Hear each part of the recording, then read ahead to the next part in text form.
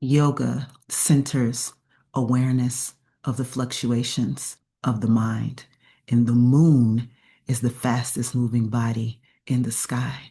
So, just how often do we change our minds and why? Greetings, my name is Stacy Patrice. Welcome back to my channel, or welcome to my channel. Today, I want to talk about the moon from a personal and astrological context. One of the things that I used to do at least once a month in public was to host a moon circle that I called Luminous Life Cycles.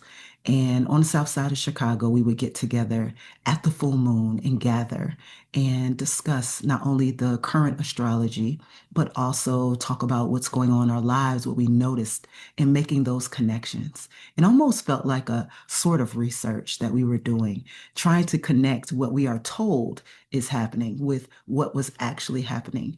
And one of the things that I remember is telling everyone that was coming to the moon circle at the full moon in person to be careful, to watch the traffic patterns, have your head on swivel a little more than usual and pay attention, to be careful.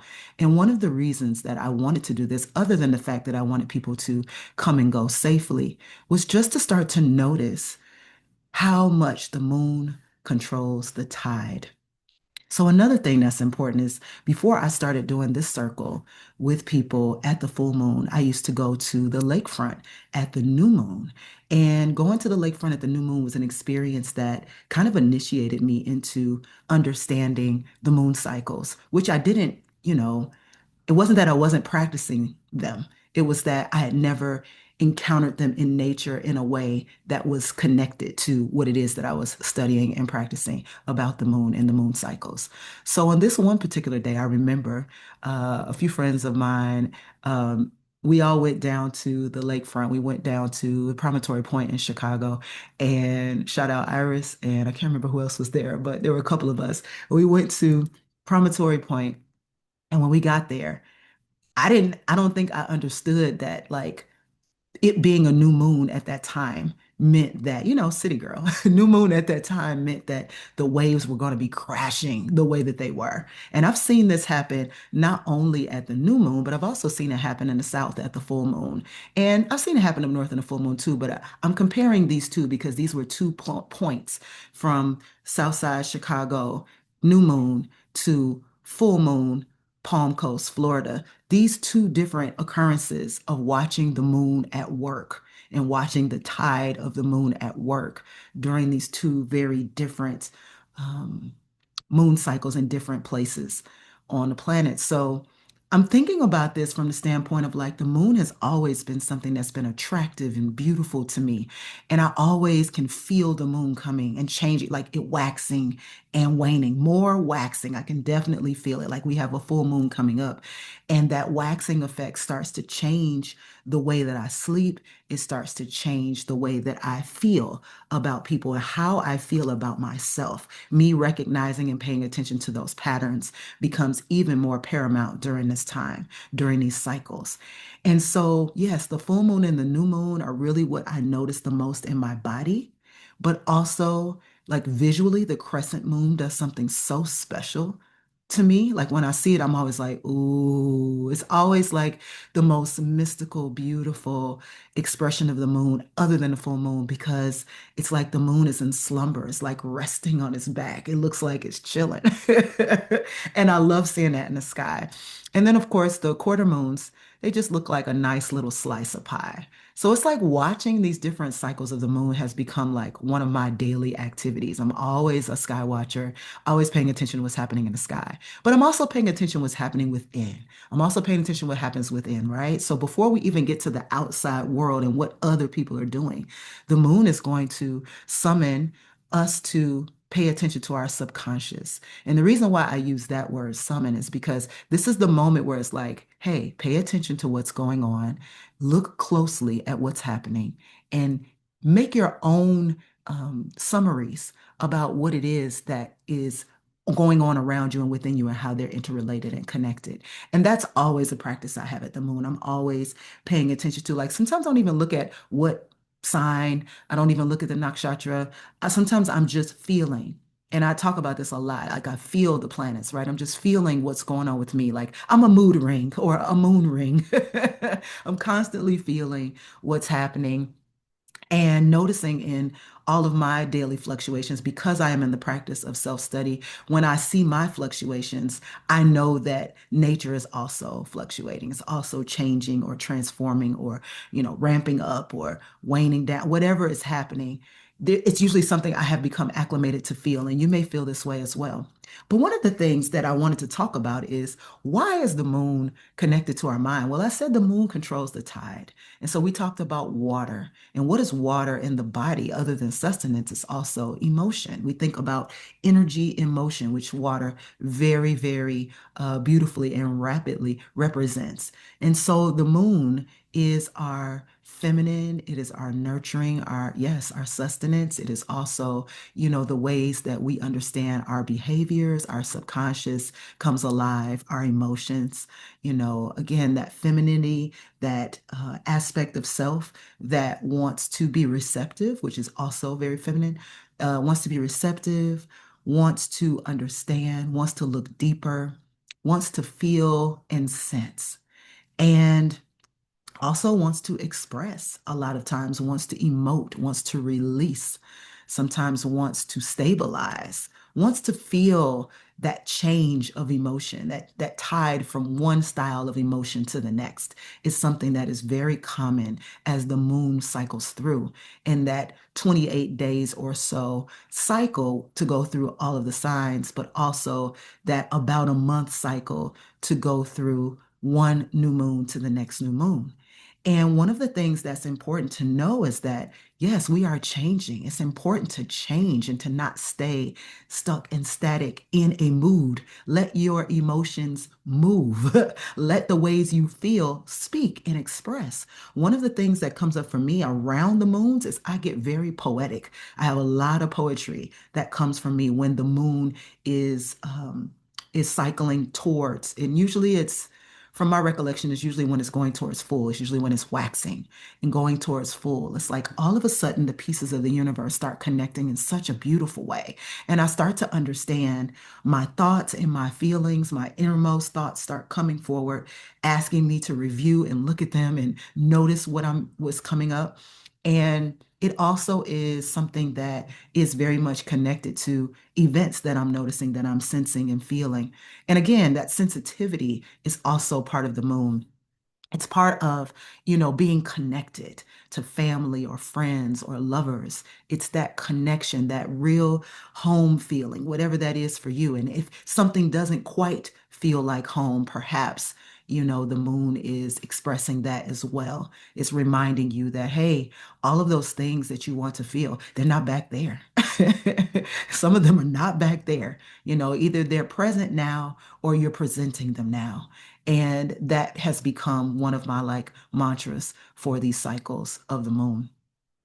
I wanted to talk about how this happened when I shifted to sidereal, specifically Vedic, because I realized that Vedic astrology, like the moon, is super, super central in Vedic astrology in a way that tropical astrology really honors the sun the most. And it's not that Vedic astrology doesn't also honor the sun and the rising, but it does focus on the moon. And if you think about it, again, if you think about yoga, and the culture of yoga being connected to, working with the fluctuations of the mind field. And you think about these practices of meditation, steadying your mind, being able to look within. You think about these principles such as Svadhyaya, self-study, being able to take you into yourself and look around and survey what's happening. If you think about the ideas of chanting and mantra and breath work and all of these yogic practices, they are definitely ways to get the mind and the subconscious in order and in check, and especially moving your body on your mat. These practices and some practices will not practice during the moon because it is considered to be not auspicious, especially the waning moon. But it's also, just this idea that when your body is going through cycles, honor the cycles. There are certain times not to charge your crystals. There are certain times not to put out your moon water. There's certain times to not do these things that are associated with the moon because the moon is going through its own change and transformation, and thus so are you. So there are times to do things and other times to do things. And so your timing becomes critical and important as it relates to not only astrology, but also your day-to-day practices, rituals, observances, and intentions. And so, with that, I would say, just how often do we change our mind and why? Yes, the moon is working on us as well through the cycles. We know that as we approach the full moon, it is a cycle of release. And that cycle of release sometimes is our own observance in full illumination about what is happening inside and our ways of deciding what is shedding, what needs to continue shedding before we move into any ideas of something new. In addition to that, the new moon being the void is the idea that there is always something new happening in the void. It is not always this idea that there's nothing happening, that it's stillness. It's simply, again, that same kind of observance in my experience, where you're starting to look at what is coming forward, what is coming up. So I don't think of the new moon as a creation time. Some people do. They're like, oh, create everything at the new moon. I don't know about create. Maybe become present to, represent yourself to what is there and what is not, and how that's moving in your life. So, as it relates to your chart, when you're looking at your chart and you're looking at your degrees of the moon and its relationship to the sun, which is usually, within a few degrees, pretty close, you have to look at whether those degrees are in harmony, like whether you were born around a new moon or a quarter moon or a full moon, any of those moon cycles, you can look at the degrees and the positions and understand what is happening in your chart and your relationship between the sun and the moon.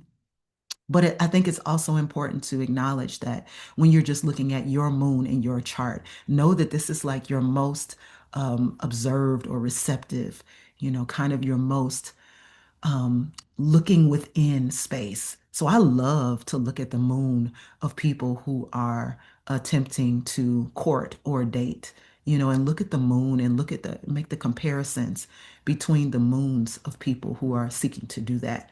Because it might just give you some information about like where their head is when it comes to working with their mind. You can also see mental challenges with the moon. You can if you're in tune with the practices, you can pay attention to what those constellations are, what is the harmony, what is the deficit, whether, people would say it's an auspicious placement or a benefic placement or a malefic placement and the strength of the moon. There are a lot of ways, especially in Vedic astrology, to look at all of the planetary movements, but the moon in particular is one to pay close attention to because in a lot of ways it is going to reveal what is there, what's in store, how you're receiving and perceiving things, how things move in your life, and how quickly and at what relationship.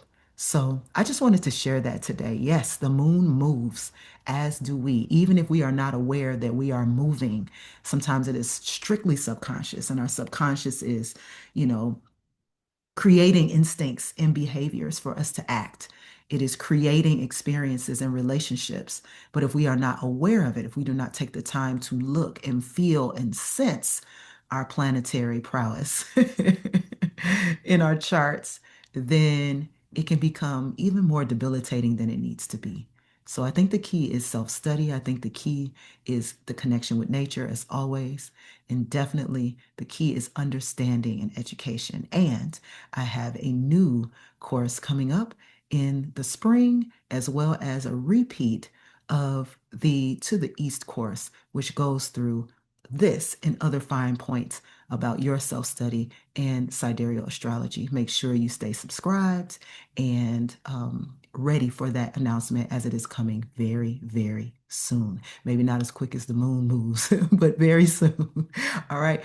Leave a comment below, like, share, subscribe. Make sure you think about your own moon sign. And of course, we're talking about sidereal and Vedic astrology. And of course, if you are even more inclined to know your moon's to know your nakshatras of all the planets, but specifically Chandra nakshatra, then of course that is going to give you an even better color and understanding of the moon you were born under, and or through, as I like to say, the constellation you emerged through, and how that is a big indicator of what's happening in your life and within you in your day-to-day analysis and understanding. All right. My name is Stacy Patrice. Once again, thank you so much for listening, and I look forward to seeing you in the comments. Peace.